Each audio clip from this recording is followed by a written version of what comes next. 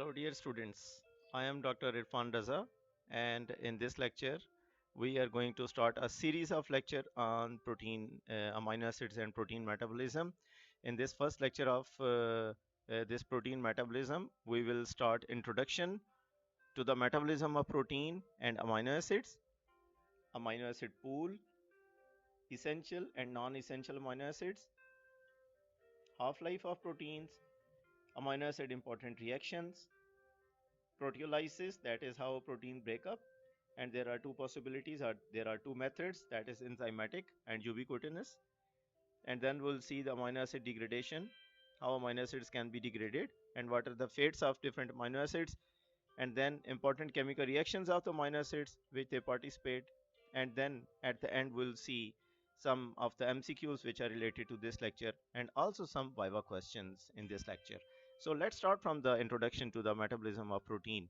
So introduction of body proteins and amino acids. In fact, human body is composed of different types of proteins, and general types of body proteins include muscle proteins, tissue proteins, contractile protein, which are actin and myosin. Actin can be F-actin, G-actin. Similarly, myosin can also be of different types. And then connective tissue proteins include collagen, elastin, fibronectin, fibrillin, keratin, and these all types of proteins are present in the human body, in the muscle protein, in the bones, and connective tissue proteins also. So if we see a human body, healthy human body, almost 70 kg human body, average human body, proteins are the most important and the most abundant biomolecules in the human body. A total protein amount corresponds to almost 14 kg in the whole body. 14 kg. And if the body weight is 70 kg, the protein amount will be 14 kg. Summary of all the amino acids is called as amino acid pool, that is in the whole body how much total amount of amino acids, free amino acids are present, it is termed as amino acid pool. Then protein breaks down in the human body is per day 300 to 500 grams, and this process is known as proteolysis. That is how the proteins are broken down to amino acids, because proteins are polymer of amino acids, and different type of amino acids combine together through peptide bond, and once they are broken down through enzymatic or ubiquitous method, amino acids are produced in the body. So protein breakup, and this breakup protein per day is 300 to 500 gram. Similarly, protein synthesis is also 300 to 500 gram, that is this is known as proteosynthesis. So per day the proteolysis and protein synthesis almost equal. Is almost equal. So amino acid pool, what is amino acid pool? In fact, total amino acids present in the human body is termed as amino acid pool, and this protein is provided to the human body through different sources. One of the sources is the edible source. Milk is present there. For example, casein is present, which is a good protein, in fact a complete protein, all the essential amino acids present in the milk, in the term of whey protein or casein, which is known as. Then egg albumin is also a very good protein. So amino acid pool is in fact the sources of the amino acid. If we see the sources of the amino acid, so in this very important diagram, kids, if you see the protein amino acid pool, which is 100 gram all the time, amino acids pool is present in human body is 100 gram. So some of the proteins amino acids are producing something. For example, this is the jar, and this jar is filled with the amino acids. Some of the amino acids are producing something, and these are number 1, number 2, number 3, number 4, number 5. And some of the amino acids are going to incorporate in this jar, or for example a protein breakdown, when the body protein, which is almost 14 kg, or 10 to 12 kg in the adult, when they are broken down, about 350 to 400 gram per day they are broken down, and similarly 300 to 400 gram per day protein synthesis take place. So almost the breakdown and the synthesis of the protein is equal. Then dietary protein, which we take in through the edible source, whether it's meat, whether it's a milk, whether it's a egg, whatsoever the protein source is, it is participating in this jar of the protein amino acid pool. And then synthesis of some of the essential amino acid, body synthesizes itself So this is also participating in this amino acid pool. So this amino acid pool is in fact the source of different things. For example, this amino acid pool is number one is utilized to produce some proteins. This amino acid pool is utilized to produce carbohydrates and fats. This amino acid pool is utilized to produce synthesis of new protein compounds, etc. And this amino acid pool is also utilized to produce body energy, which the body requires, and almost 10 to 15% of the daily requirement of the energy is produced by the body amino acid pool, which is almost 100 gram per day. So if we summarize the things, essential and non-essential amino acids in the food is 40 to 100 gram daily. And then essential amino acids, the amino acids body synthesizes, it is 30 to 40 gram, that is synthesis of the essential amino acid, it is 30 to 40 gram. And then amino acid degradation, how much amino acid is degraded, that is here the amino acid is degraded to produce urea, and this urea is eliminated through in the form of urine, it is almost 120 gram daily. Dietary protein are broken down in stomach. Now the question is that where this protein is broken down, there are two different areas where the body proteins are proteolysis is taking place. Number one is when the when the protein enters in the stomach, there are a number of different enzymes which digest the protein, and then this is known as polypeptide are broken down to peptones and peptides here in the stomach. The large polypeptides are broken down to peptones and peptides, and here in the stomach different type of enzymes are participating. In fact, they are known as trypsin and chymotrypsin and HCl, which is breaking the protein, that is proteolysis is done by the trypsin and chymotrypsin and HCl in the stomach. And then once the proteins are broken down, they will produce the different type of amino acids. So what is the structure of amino acids? First of all, we'll see this is the general structure of the amino acid. This is the central carbon, which is known as alpha carbon. This is the carboxylic group, that is C double bond OH group, and this group is amino group. Yes, absolutely right. Amino group, alpha carbon, and carboxylic group. What happens in deamination? Deamination, that is removal of the ammonia. Removal of the ammonia to urea. This ammonia is released by the process of deamination, and this ammonia is converted to urea via urea cycle inside the cell. Similarly, what is transamination? That this ammonia is transferred to another keto acid, and that keto acid is converted to an amino acid. This process is known as transamination. Transamination, through transamination, ketogenic amino acids are formed, glucogenic amino acids are formed, keto and glycogenic amino acids are formed, and some of the products will go to the TCA cycle. Amino acid degradation. The question is, once the amino acid is formed, this is the amino acid, and if we break down this portion, carboxylic acid produced, if we break this portion, ammonia is yielded, this ammonia is converted to urea, where this rest of the carbon skeleton will go. So amino acid degradation is basically happening in two different parts. Amino acids are transported to circulation via amino acid transporters to liver or kidney, the site of their degradation. So one thing is clear now, that the amino acid will be degraded in two different body parts, that are liver and kidney. This process involves transamination and deamination, and there are four fates. Once the amino acid is broken down, that amino acid can be converted into four fates. What are the four fates of the amino acids? Once the amino acid is broken down, amino acids can yield energy, can yield fats, other amino acids, that is synthesis of new amino acids, or glucose. So amino acids, once broken down, they can produce energy, they can produce fats, they can produce other amino acids, they can produce glucose, that is glucogenic, ketogenic, and biogenic, and other amino acids. Precursors of many important substances. Important substances mean once the amino acid is broken down, they can be precursors of the many important acids, many important substances. Number one is biogenic amines. Amino acids are broken down Now we students, we started from protein. Once we take in the protein, that proteins move to the stomach where the proteolysis is taking place. Peptones and peptides are formed. That peptones and peptides are further hydrolyzed to produce amino acids. Amino acids in the circulations are absorbed from the intestine through amino acid transporters.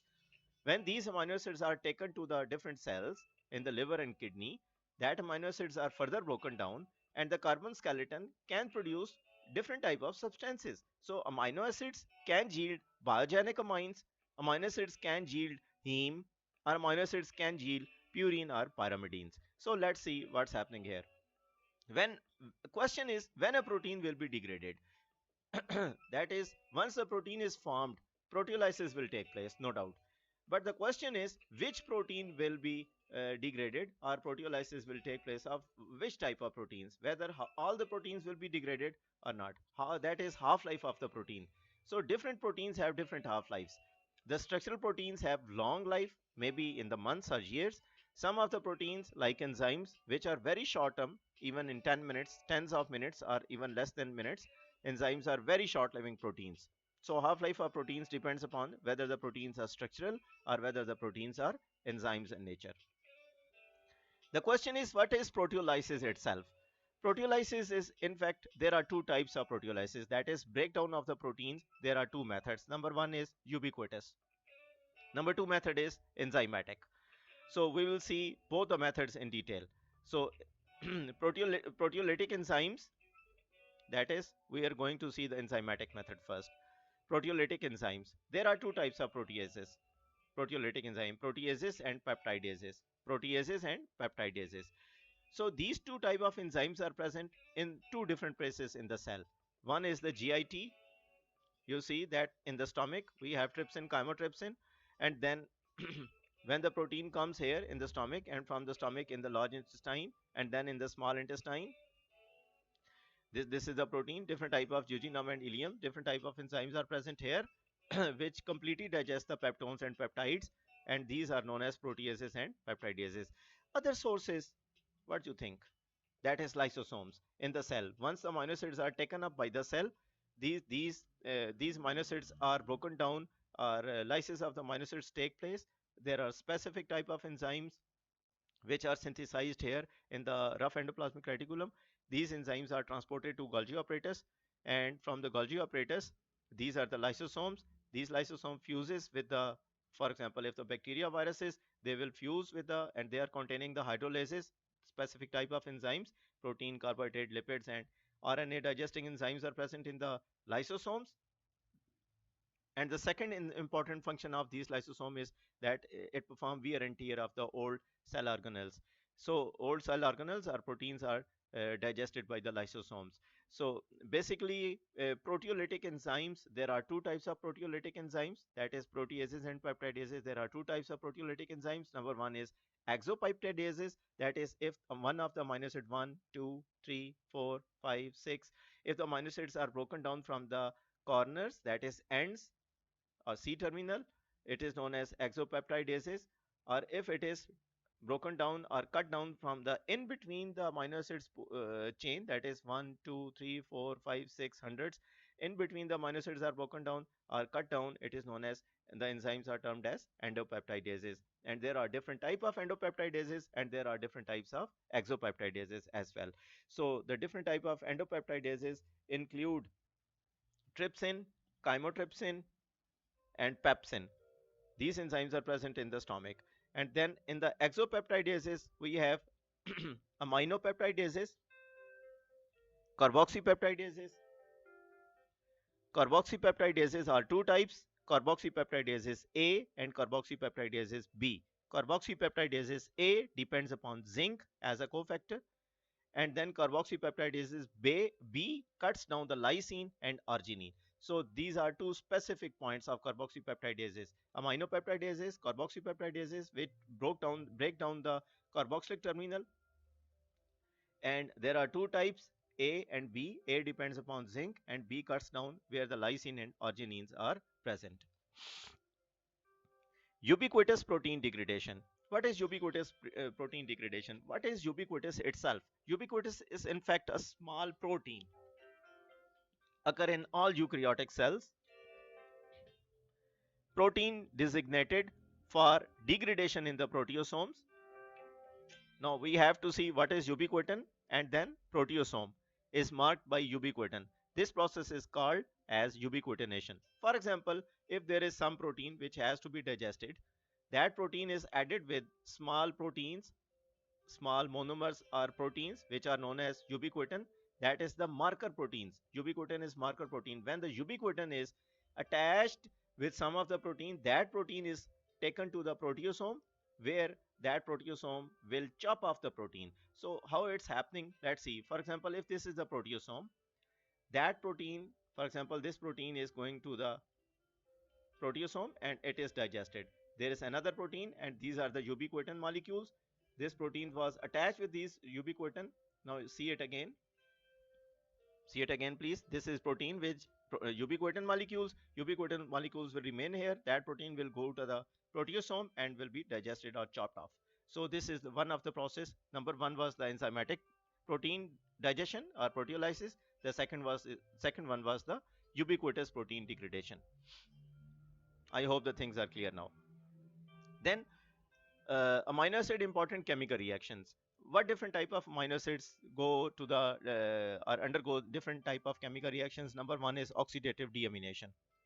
Look at this diagram or look at this reaction. This is glutamate.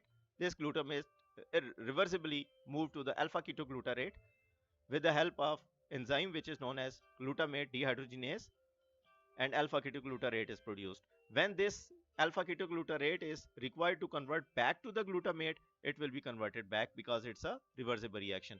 But we have to see this is known as oxidative deamination. That is, oxidative deamination requires NAD positive, nicotinamide diamine positive, and it requires ammonia.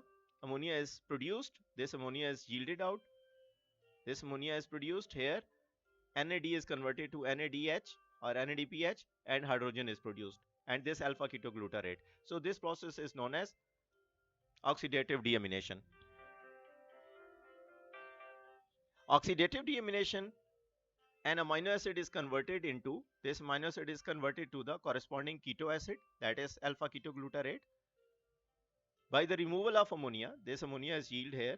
You can see the ammonia is produced as ammonia, and the amine functional group is replaced by the ketone group.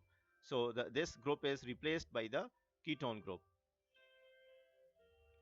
The ammonia eventually goes into the urea cycle. Now we have to see what is the function of this ammonia, where this ammonia will go, or what is the fate of this ammonia, what is the fate of NADH, what is the fate of alpha ketoglutarate. So let's see. NADH will go to the electron transport chain phosphorylation process, that is in the electron transport chain taking place in the mitochondria, and then ammonia is keto acid. This keto acid is converted to acetyl CoA, and finally acetyl CoA goes to the TCA cycle. Similarly, this ammonia moves to the liver, from where the liver will convert this ammonia to less toxic substance, that is urea, and this urea is taken up by the blood and moves to the excreted out through kidney. What is transamination? Now look at this. Transamination is a different process. In the deamination, the ammonia is produced, that is ammonia is released, and then that ammonia will produce urea through TCA cycle. Now the transamination is totally different process. Here this is the amino acid. This amino acid will transfer the amino group to the respective keto acid. This keto acid will be converted to amino acid, and then after transferring the amino group to the keto acid, this amino acid will convert itself to the corresponding keto acid. So the whole process is dependent upon PLP, that is pyridoxal phosphate, and every amino acid has its own transaminase, that is aminotransferases. So transamination is a process by which amino groups are removed from amino acids and transferred to acceptor keto acid. Here the acceptor keto acid is this. Amino group is transferred from amino group to the keto acid, and this keto acid is converted to amino acid, and the amino acid is converted to corresponding keto acid version of the keto acid, and the keto acid version of the original amino acids. Now there are few examples of the transaminases. Let's see if we have the amino acid alanine. Here in this example, it is the generalized reaction. Now amino acid, for example, if we are taking alanine, alanine will transfer its amino group to the alpha ketoglutarate. That alpha ketoglutarate, after taking ammonia from the alanine, will be converted to glutamate, and the alanine itself will convert to pyruvic acid. Now the pyruvic acid has its own different fate, or it can go back to produce alanine by taking ammonia from the glutamate. The whole reaction depends upon pyruvate transaminase, that is serum glutamate pyruvate transaminase, and the PLP, that is pyridoxal phosphate. In the second reaction, we take, instead of alanine, we take aspartate. Now what will happen to this amino acid? Amino acid aspartate will transfer the amino group to the alpha ketoglutarate, and then this alpha ketoglutarate will convert to the glutamate, that is corresponding amino acid, and aspartate will convert itself to the corresponding keto acid, that is oxaloacetate. So this oxaloacetate in the TCA cycle has different roles. What is decarboxylation? That is removal of carbon dioxide. If this is the amino acid, general structure of amino acid, removal of this carbon dioxide is known as decarboxylation. The remaining portion is known as amine. It is not amino acid. That's why usually amines have high physiological activity, hormones or neurotransmitter. What are the what is the definition of the decarboxylation? Decarboxylation means removal of the carboxylic group. Biogenic amines are formed, and different type of biogenic amines. If the glutamate is decarboxylated, the resulting substance will be GABA. If histidine is converted, decarboxylated, the resulting substance will be histamine. Similarly, if the tyrosine is decarboxylated, the resulting substance will be tyramine. That's why all these three compounds have the high physiological activity. Hormones are neurotransmitters. GABA is a neurotransmitter. Histamine is histamine is histamine or anti-allergy, allergy causing substances, and the tyramine. Now the proteinogenic amino acid. Proteinogenic amino acid. These are the amino acids which there are in fact 300 different type of amino acids, but all the amino acids are not taking part in the production of the proteins. You can see the protein is synthesized here. You can see this is the newly synthesized protein, which is known as nascent protein. Different type of amino acids are participating to produce a specific type of protein. Tissue proteins or muscle proteins or collagen or different type of proteins we have studied in human body. But the question is, how many different type of proteins or amino acids are taking part in the protein synthesis? There are only 20 amino acids, and if we incorporate the salinoside, that is the 21st amino acid, we can have 21 amino acids which can be inserted in the protein biomolecules. Catabolism of their carbon skeleton yields approximately 10 to 15% of energy requirement of the body. That is, if the every day, if we are requiring 100% of the energy, 10 to 15% of that energy is provided by the breakdown of the carbon skeleton of these 20 proteinogenic amino acids. Now, dear students, the important portion of this lecture, that is the important MCQs. So let's start the MCQs, please. Carboxypeptidase A requires dash for their activity. Copper, zinc, magnesium, manganese, cobalt. What is the right answer? Carboxypeptidase. Can you remember the peptidases, carboxypeptidases? There were two carboxypeptidases, A and B. Carboxypeptidases A requires dash for their activity, whether it is copper, zinc, magnesium, manganese or cobalt. The right answer is zinc. Yes, very much right. Decarboxylation of glutamate results into, if the glutamate is decarboxylation occurs in glutamate or decarboxylated, what will happen? Tyramine, GABA, histidine, alanine or alpha ketoglutarate. What is the right answer? If the glutamate is decarboxylated, glutamic acid is decarboxylated, glutamate or glutamic acid is decarboxylated, what will produce? GABA. Yes, the GABA is a neurotransmitter. Ubiquitin in proteasomal degradation is a, what is ubiquitin? Lipid. Ubiquitin is a mannose 6 phosphate. Ubiquitin is a protein. Small glycoprotein or enzyme? Ubiquitin is a small protein. All serum transaminase is required. Serum transaminase is required. Cobalt, copper, iron, PLP, NAD, P. The answer is PLP. Then we have the main fate of keto acid results in oxidative deamination. Fate of keto acids result in oxidative deamination. If the oxidative deamination occurs, keto acids are produced. What are the fates of the keto acid? Electron transport chain, urea, TCA cycle, oxidative phosphorylation, or glucose alanine cycle. The question again, keto acid's fate. The right answer is TCA cycle. Keto acid will go to the TCA cycle in the mitochondria and partially in the cytoplasm and will produce number of different mites. Important MCQs. Next one is protein content in a 70 kg man is 70 gram, 50 kilogram, 30 kilogram, 25 kilogram, 14 kilogram. The right answer is 14 kilogram. Yes. Next question is per day degradation of amino acid. How much amino acids are degraded per day in human being? 70 gram, 50, 80, 90, 120 gram. What is the right answer? What is the right answer? The right answer is 120 gram. Yes, very much right. Now, important Viva questions, please. Differentiate transamination and deamination. If you have attended this lecture carefully, you can answer this question. Total amount of protein content in a 70 kg human being. What is PLP? Defines its function. Where PLP was used? Transamination process or deamination process? Let's see. Let's revise the lecture. What are the fates of amino acid carbon skeleton? There were 4 fates. Can you remember that? What is the fate of ammonia yielded in deamination? Once the ammonia is yielded by the process of deamination, what is the yield of ammonia? Ammonia is converted to urea in urea cycle in the liver. Fate of NADH and keto acids.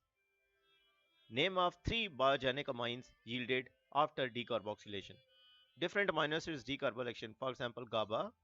Can you remember that? Histamine and tyramine. The last question is, what is the function of GABA? It acts like a neurotransmitter in the CNS. Thank you very much, dear students. If you like this lecture, please, I request you to subscribe this lecture and hit the bell icon button so that you can have the latest videos. Thank you very much. Take care.